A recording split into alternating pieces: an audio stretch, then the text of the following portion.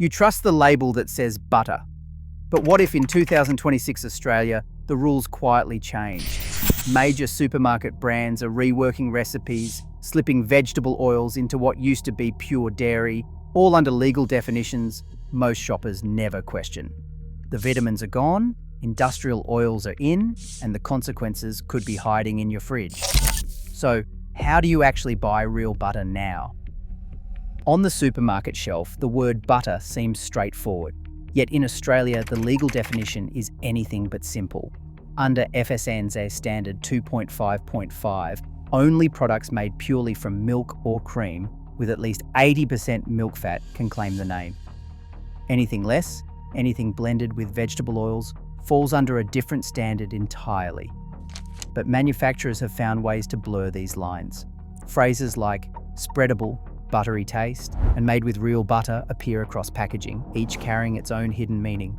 Spreadable almost always signals a blend, part dairy, part vegetable oil, often canola or palm, engineered for softness straight from the fridge.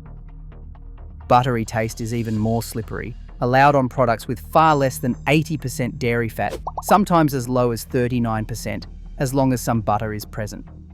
The ingredient list tells the real story. If you see anything beyond cream, salt, and maybe cultures, you're not buying pure butter. Oils, emulsifiers, and mysterious additives mean you're holding a blend, not the real thing. Australian law requires that only genuine butter gets the unqualified label, but loopholes let blends take centre stage with clever language. In the end, it's not the front of the pack that matters, but the fine print. Knowing the difference gives you the power to see past the marketing and spot real butter, no matter what the label claims.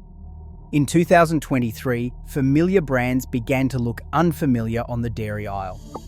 Western Star, once known for its classic block butter, expanded its line of spreadables, products that list canola oil and emulsifiers just below cream and salt.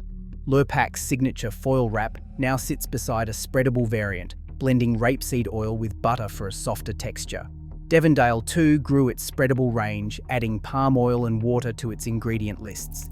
Label audits from that year show a sharp increase in products labelled spreadable or buttery taste, each sidestepping the strict 80% milk fat requirement. Supermarket giants followed suit. Woolworths and Coles private label spreads, once simple butter, quietly shifted to blends with canola and palm oil as core ingredients. Packaging kept the familiar green and gold or blue and white, but the fine print told a different story. These changes weren't hidden, but they weren't announced either.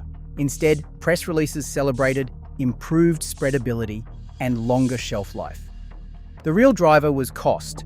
Vegetable oils offered a cheaper, more stable alternative to pure cream, letting retailers keep prices low while increasing margins. By the end of 2023, the butter section had become a battleground of lookalike products, some pure, most blended, all competing for the same premium shelf space. For shoppers, the difference between real butter and a blend was now a matter of reading the back of the pack, not trusting the front. The loophole in labelling had become a commercial strategy, reshaping what Australians were really spreading on their toast. Butter and oil blends may look similar in the fridge, but the differences go far beyond the label. Dietitian Mia Chen points to the nutrient panel. Real butter delivers vitamins A and E, along with traces of vitamin D and K2, fat-soluble nutrients found naturally in dairy fat. These vitamins play roles in vision, immunity, and bone health, and are largely absent from vegetable oils. When oils like canola or palm are blended in, the concentration of these nutrients drops. Grass-fed butter, in particular, contains higher levels of vitamin K2 and conjugated linoleic acid, a compound linked to heart and metabolic health. Once blended, those benefits fade.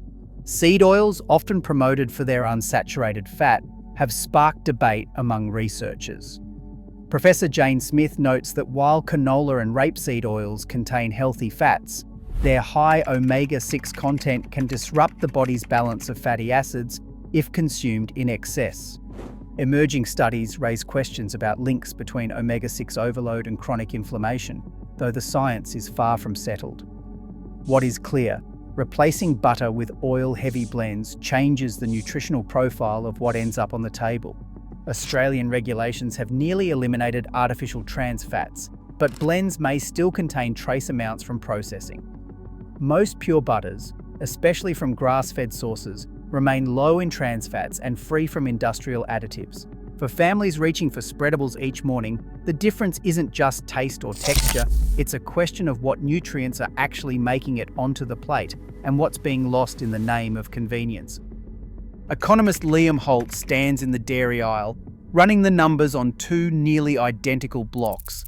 The first, labelled simply as butter, lists a price of $8 for 500 grams. The second, a spreadable blend, sits at $6 for the same weight. On the surface, the blend looks like the better deal. But Holt's breakdown tells a different story. Real butter in Australia must contain at least 80% milk fat. That means every dollar spent on a pure block goes almost entirely toward actual dairy. The spreadable blend, by contrast, often contains less than 60% milk fat, the rest made up of cheaper oils and water.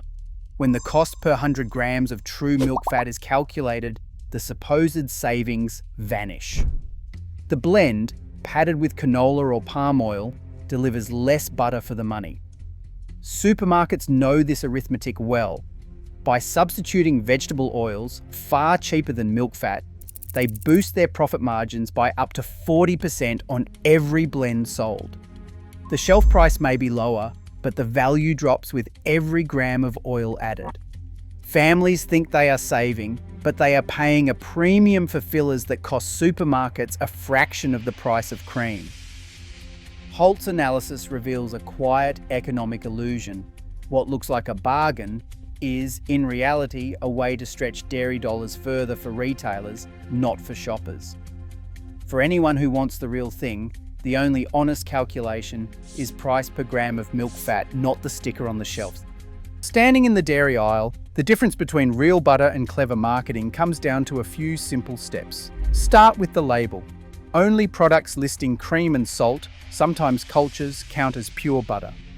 Anything with canola oil, palm oil, or emulsifiers belongs in the blend or spreadable category, no matter what the front says.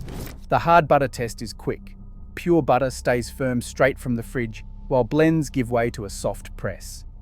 For guaranteed quality, trusted names like Pepe Saya, Norco, and Organic Times consistently list only the essentials, cream and salt, meeting the 80% milk fat standard set by FSANZ. Local farmers market butters often pass this test as well, with clear, short ingredient lists. Kate O'Connor, a Sydney attorney, keeps a photo of her favourite brand's ingredient panel on her phone. She files a formal complaint with the ACCC whenever she spots misleading packaging or vague claims like buttery taste on a blend. Andrew Nguyen from FSANZ encourages shoppers to reach out directly if a product seems to skirt the rules. The Harris family, after learning the difference, switched entirely to block butter, buying extra when on special and freezing it for later. Ellen, a university student, calculates value by dividing the price by grams of milk fat, not just the sticker price. Mark, a retiree, shops at the deli counter where staff can confirm the butter's origin and fat content. Every shopper has the right to demand honesty. When labels fall short, a quick email to the ACCC or FSANZ can bring scrutiny. With clear standards and a little vigilance, consumers hold the power to keep real butter on Australian tables. In 2026, every label still demands our scrutiny. As regulations and marketing blur dairy's boundaries, the real choice stays with us at the shelf. What's spread on your table tomorrow is decided by what you question today. Let me know your thoughts in the comments below.